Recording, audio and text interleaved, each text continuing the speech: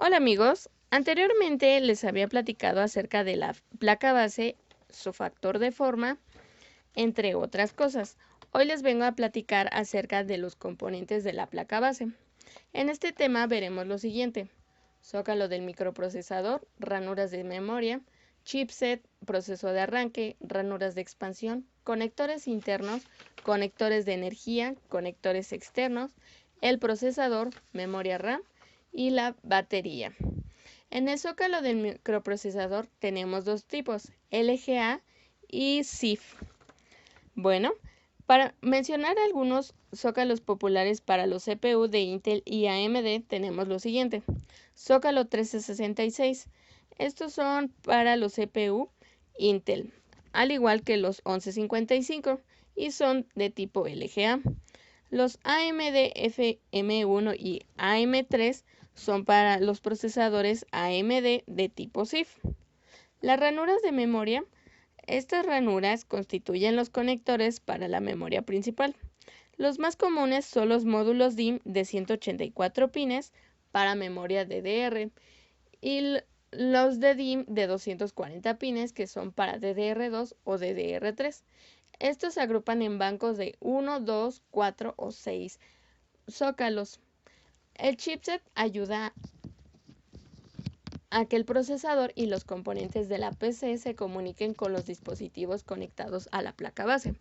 El chipset consta de dos chips denominados North Bridge y South Bridge, como lo vemos en la imagen. Podemos identificar al chipset ya que lleva disipador y un nombre. También podemos identificar que en las placas bases de Asus llevan por nombre el nombre del chipset que tiene, como lo vemos en la imagen. Proceso de arranque. El proceso de arranque de la BIOS lo primero que hace es un chequeo de todos los componentes del hardware. Si encuentra un fallo, avisa mediante un mensaje con pitidos y este chequeo se llama post. Si el proceso no cuenta con problemas, el proceso de arranque continúa. En ese momento, la BIOS que arranca busca la BIOS del adaptador de video. Después viene la información de la BIOS. La BIOS inicia una serie de pruebas del sistema, incluida la cantidad de memoria RAM detectada en el sistema. Los mensajes de error que surjan aparecen en pantalla. La BIOS comprueba los dispositivos que están presentes con sus características, por ejemplo, unidad de disco. Si soporta tecnología plug and play, todos los dispositivos se configuran. Al final se presenta una pantalla de resumen de datos. Ranuras de expansión. Las ranuras de expansión se insertan tarjetas de expansión como tarjetas gráficas, tarjetas de sonido, tarjetas de red. Y estos forman parte de un bus, como por ejemplo los bus PCI o los bus AGP.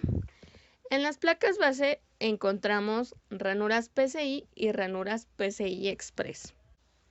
Las ranuras AGP fueron una solución a los cuellos de botella que se producían en las tarjetas gráficas que usaban bus PCI. Por su arquitectura solo hay una en la placa base. Este tipo han quedado obsoletas. La ranura PCI usan bus local o bus PCI. Sus primeras versiones eran con capacidad de transferencia de 133 MB sobre segundo y cuentan con 2 o 3 ranuras. Sus variantes son la PCI-X 1.0 y la PCI-X 2.0. Las PCI Express inicialmente se les conocía como 3GIO y este transmite datos en serie.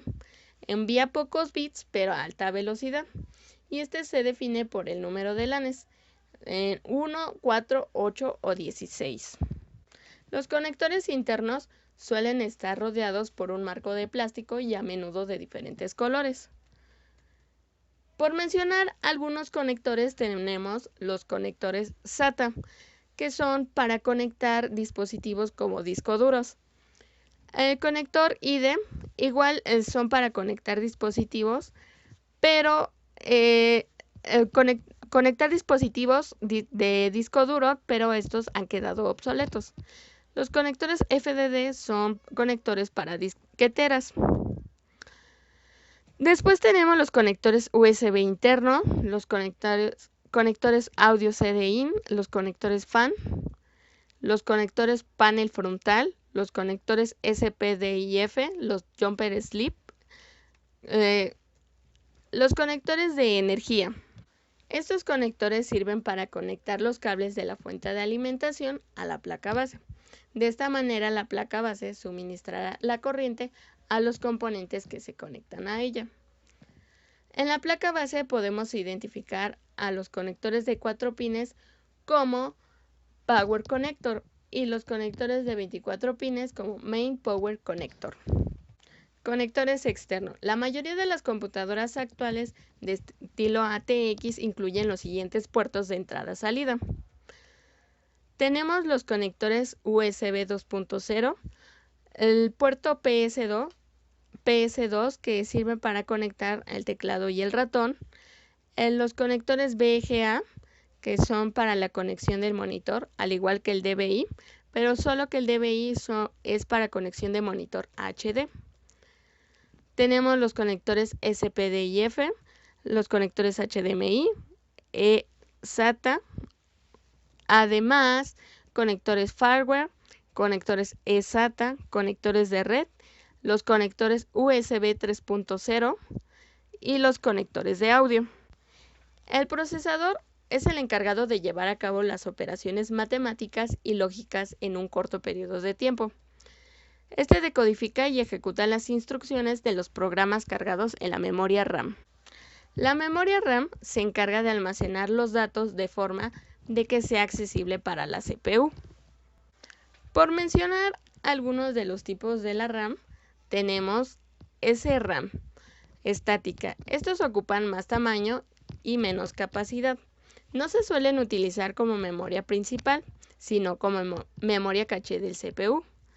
La SDRAM sincrónica, la DDR2, la VRAM, la DRAM dinámica, la DDR-SDRAM de doble velocidad de datos, la DDR3 SDRAM, la DDR4 SDRAM.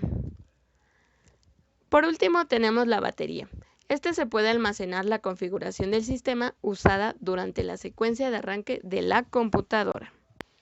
Bueno amigos, hoy aprendimos acerca de cómo se compone la placa base, sus conectores internos y externos, el chipset, que es un componente que comunica la CPU con los componentes de la placa base, etc.